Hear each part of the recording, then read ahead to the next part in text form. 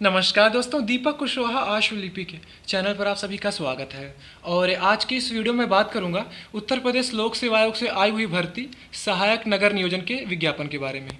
तो इसकी योग्यता क्या है, कौन कौन लोग इसके लिए आवेदन कर सकते हैं, सारी चीज़ें बताऊँगा क्योंकि पद आपका काफ़ी अच्छा खासा है, क्योंकि 5400 ग्रेड पे की नौकरी। ठीक है, तो आप लोग वीडियो को पूरी ज़रूर देखिए। और जिन भी लोगों ने अभी तक चैनल को सब्सक्राइब नहीं किया है तो पहले से सभी जन चैनल को सब्सक्राइब भी ज़रूर कर लें, काहे से कि ज़्यादा ज़रूरी। ठीक, तो देखिए पद का नाम है ये, अभी इसका विज्ञापन जारी हुआ है। ठीक है, आज से इसके लिए ऑनलाइन आवेदन शुरू भी है। तो देखिए पद का नाम है सहायक नगर नियोजन। ठीक है, और पदों की संख्या कुल 24 है। और अनारक्षित वालों के लिए 11 पद हैं, अनुसूचित जाति के लिए 5 पद, अन्य पिछड़ा वर्ग 6 पद, और जो ये आर्थिक रूप से जो कमजोर वर्ग के लोग होते हैं 2 पद है, भूतपूर्व सैनिकों के लिए 1 पद है, महिलाओं के लिए 4 पद है। तो कुल ये 24 पद हो गया। ठीक है, समूह खा का ये अराजपत्रित पद है, भले ही 5400 ग्रेड पे, लेकिन है ये अराजपत्रित। ठीक, ये सारी चीज़ें हो गई। आवेदन शुल्क भी समझ लीजिए, अनारक्षित, आर्थिक रूप से कमजोर और ये अन्य पिछड़ा वर्ग, इनसे 125 रुपया लिया जाएगा, एकदम गिन के 1 रुपया कम नहीं चलेगा। ठीक है, और फिर ये अनुसूचित जाति, अनुसूचित जनजाति, इनसे ये 65 रुपया। ठीक, बाकी दिव्यांगजन इनसे 25 रुपया, और जो भूतपूर्व सैनिक है इनसे 65 रुपया।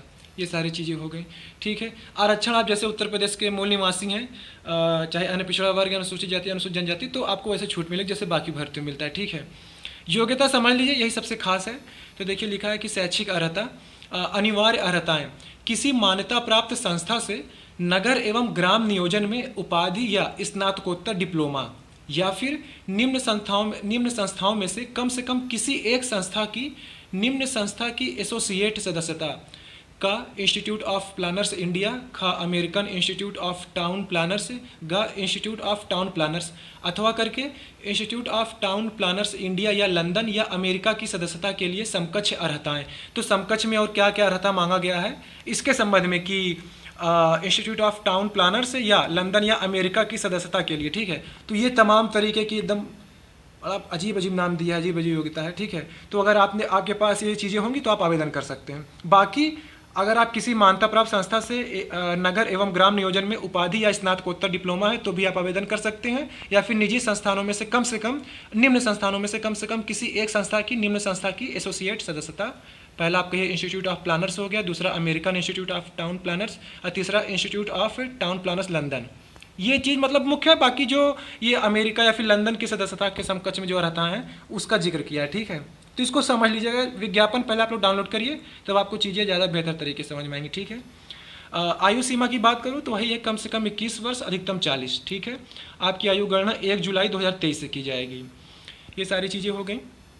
और इसकी नियमावली का भी उल्लेख है कि किस नियमावली के तहत ये भर्ती हो रही, ताकि ये होता ना कि जब तक अभी तक ऐसा होता था कि कोई भर्ती आ गई उसमें समकक्ष अर्हता या फिर नियमावली में कुछ ऐसा है वैसा है, लोग फिर न्यायालय चले जाते थे। तो अब ऐसा मतलब कुछ भी नहीं है, नियमावली भी आप देख सकते हैं, और अब की भर्तियाँ मतलब लफड़े में बहुत कम फंसेंगी। ठीक है, ये सारी चीज़ें हो गई।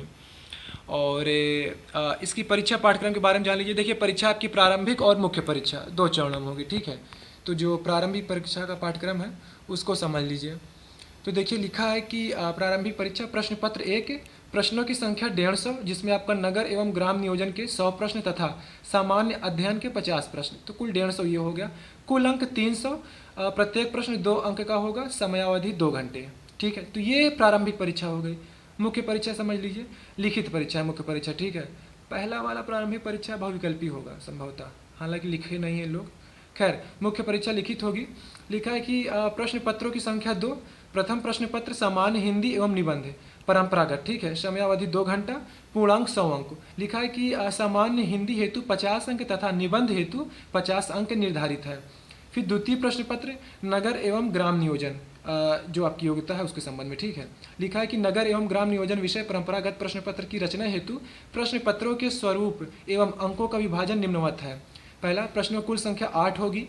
प्रश्न पत्र खंड आ एवं खंड बा 2 भागों में विभाजित होगा। प्रश्न संख्या 1 से 5 अनिवार्य होंगे तथा प्रत्येक खंड से 2 प्रश्न करना अनिवार्य होगा। सभी प्रश्नों के अंक समान होंगे तथा कुल 5 प्रश्न के उत्तर देने होंगे। ठीक है, समय 3 घंटा। परंपरागत प्रश्नों की संख्या, खंड आ में 4 प्रश्न, खंड बा में 4 प्रश्न, पूर्णांक 200 अंक। ठीक है, ये हो गया, ये तो मतलब सतही तौर बता दिए। अब क्या क्या पाठ्यक्रम में आएगा, कहाँ कहाँ से आपको क्या कैसे पढ़ना है, ठीक है। तो देखिए दिया है कि प्रारंभिक परीक्षा हेतु पाठ्यक्रम सामान्य विज्ञान, भारत का इतिहास, भारतीय राष्ट्रीय आंदोलन, भारतीय राजतंत्र, अर्थव्यवस्था एवं संस्कृति, भारतीय कृषि, वाणिज्य एवं व्यापार, विश्व भूगोल तथा भारत का भूगोल एवं प्राकृतिक संसाधन, अधुनातन राष्ट्रीय एवं अंतर्राष्ट्रीय महत्वपूर्ण घटनाक्रम यानी कि समसामयिकी, जिसे करंट अफेयर कहते हैं आप लोग, ठीक। फिर 8वां है सामान्य बौद्धिक एवं तार्किक क्षमता, उत्तर प्रदेश की शिक्षा, संस्कृति, कृषि, उद्योग, व्यापार एवं रहन सहन और सामाजिक प्रथाओं के संबंध में विशिष्ट जानकारी। 10वां है प्रारंभिक गणित 8वें स्तर की, मतलब कि अंक गणित, बीज गणित, रेखा गणित, ये सब हो गया। फिर 11वां है आपका पारिस्थितिकी तथा पर्यावरण, ठीक। तो ये प्रारंभिक परीक्षा हो गई। मुख्य परीक्षा समझ लीजिए, हिंदी के बता दे रहा हूँ, बाकी आप लोग अपना योग्यता के हिसाब वाला जो दिया है कि नगर ग्राम नियोजन वाला, तो आप लोग अपना पढ़ लीजिए क्योंकि इसमें कई सारी चीज़ें दी हुई हैं। हिंदी में ये रहेगा कि अपठित गद्यांश का संक्षेपण, उससे संबंधित प्रश्न, रेखांकित अंशों की व्याख्या एवं उसका उपयुक्त शीर्षक। तो कहने मतलब आपको हिंदी में निपुण होना पड़ेगा, तभी ये भर्ती आपके लिए है। हिंदी का ही अच्छा खासा इसमें महत्व है। हिंदी अगर आपकी एकदम जबरदस्त है तो ही ठीक है, ठीक है। फिर लिखा है कि अनेकार्थी शब्द, विलोम शब्द, पर्यायवाची, तद्भव, तत्सम, क्षेत्रीय, विदेशी शब्द भंडार, वर्तनी, अर्थबोध, शब्द रूप, संधि, समास, क्रियाएं, हिंदी वर्णमाला, विराम चिन्ह, शब्द रचना, वाक्य रचना, अर्थ, मुहावरे एवं लोकोक्तियाँ, उत्तर प्रदेश की मुख्य बोलियाँ तथा हिंदी भाषा के प्रयोग में होने वाली अशुद्धियाँ। तो ये हो गया, ठीक है। तो ये तो समान हिंदी में हो गया। अब ये है कि समान हिंदी में जो आपको निबंध वाला भाग है उसको समझ लीजिए। इसके अंतर्गत एक खंड होगा, इस खंड में से एक निबंध लिखना होगा। इस निबंध की अधिकतम विस्तार सीमा 500 शब्द होगी। निबंध हेतु निम्नवत क्षेत्र होंगे। पहला साहित्य, संस्कृति, ठीक, संस्कृति। और दूसरा आपका हो गया राष्ट्रीय विकास योजनाएं क्रियान्वयन। फिर है राष्ट्रीय अंतर्राष्ट्रीय समसामयिक सामाजिक समस्याएं निदान, विज्ञान तथा पर्यावरण, प्राकृतिक आपदाएं एवं उनके निवारण, कृषि, उद्योग एवं व्यापार। केवल एक निबंध लिखना है। इन 6 शीर्षकों में से, विषय वस्तुओं में से कोई भी निबंध पूछ सकता है, कोई 3, 2, 4 कुछ भी पूछ सकते हैं, ठीक है। तो कहने मतलब इन्हीं 6 के अलावा बाहर से कुछ भी नहीं आएगा। ये अच्छा है, ठीक है। आप यही सारी चीज़ें पढ़ लीजिए, एकदम रट्टा मान लीजिए फुर्सत। तो ये अच्छी चीज़ें दे रहे हैं, क्योंकि समीक्षा अधिकारी वाली भर्ती में भी यही चीज़ नियम है, को बता दिए हैं कि हम निबंध में ये चीज़ें पूछेंगे। तो ये अच्छी चीज़ है, ठीक है। ये हो गया। बाकी द्वितीय प्रश्न पत्र नगर एवं ग्राम नियोजन, इसको आप लोग खुद से देख लीजिए क्योंकि इसमें कई सारी चीज़ें दी हुई हैं, ठीक है। और उसमें जैसे कि स्थल नियोजन और विकास, तो इसमें क्या पढ़ना है वो देखिए। अनुप्रयुक्त भू विज्ञान, इसमें क्या है वो। अब देखो 5400 ग्रेड पे की नौकरी है तो परीक्षा भी अच्छी खासी तगड़ी सी होगी, ठीक है। ये सारी चीज़ें हो गई। तो यही थी। बाकी अगर बात करूं अपर निजी सचिव, समीक्षा अधिकारी, सहायक समीक्षा अधिकारी, खंड शिक्षा अधिकारी और भी जो भर्तियां हैं, तो देखिए आयोग ने कहा था कि वो आगामी महीनों में जारी करेगा। तो अगस्त महीने में एक पहली भर्ती आपकी हो गई। अब इसके बाद वो स्टाफ नर्सों की कोई भर्ती है, पुरुष महिला 2000 कुछ पद है, तो वो भर्ती हो गई। बाकी आयोग ने 7 तरीके की भर्तियों का जिक्र किया था 28 जुलाई को, जो ये एक कैलेंडर जारी किए थे, ठीक है।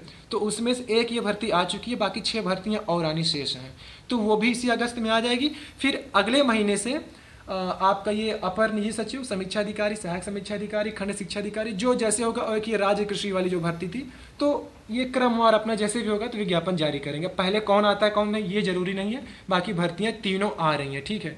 तो अगले महीने का इंतजार करिए। हो सकता है संभवतः इसी महीने के आखिरी में या फिर अगले महीने के पहले सप्ताह में, जिस तरीके से आयोग ने ये जुलाई में कैलेंडर जारी किया था 28 जुलाई को कि ये 7 भर्तियां दे रहा है, तो उसी तरीके वो भी एक फिर से कैलेंडर जारी करेंगे। उसमें बताएं कि हाँ हम अब सितंबर में या अक्टूबर में ये भर्तियां लेना शुरू कर देंगे। तो उसमें आपकी अपर निजी सचिव, समीक्षा अधिकारी, खंड शिक्षा अधिकारी, देखिए कौन कौन भर्तियाँ होती हैं, या राज्य कृषि, क्योंकि 28 जुलाई वाले विज्ञापन में केवल 3 भर्तियों का जिक्र था। अब जरूरी नहीं कि वही 3 हो, ठीक है, आदि भी लिखा था, तो और भी भर्तियां हो सकती हैं। जैसे ये 7 भर्तियां इसी महीने आने वाली हैं, तो ऐसे और भी रहेंगी। तो आप लोग इंतजार करिए, वो वाला कैलेंडर आने वाला है इसी अगस्त के अंतिम सप्ताह या फिर जुलाई के मतलब कि सितंबर के पहले सप्ताह में, ठीक है। तो बाकी देखिए विज्ञापन में खासियत यह है कि कुछ भी चीज़ अकड़म बकड़म नहीं, उलझुल जुलूल नहीं है, अरझाने वाला कोई भी चीज़ नहीं, एकदम स्पष्ट लिखा हुआ है किस नियमावली के तहत भर्ती हो रही है, पाठ्यक्रम में क्या क्या चीज़ें हैं, ये सारी चीज़ें, ठीक है। और योग्यता क्या क्या है, समकक्ष में क्या क्या है, सब कुछ स्पष्ट लिखा जा रहा है आपसे। तो अब कोई भर्ती फंसेगी नहीं, और ये सारी भर्तियाँ बहुत तेज़ी से होंगी, ठीक है। तो ठीक है, आज की इस वीडियो में बस इतना ही था। पूरा वीडियो देखने के लिए धन्यवाद। जय बजरंगबली।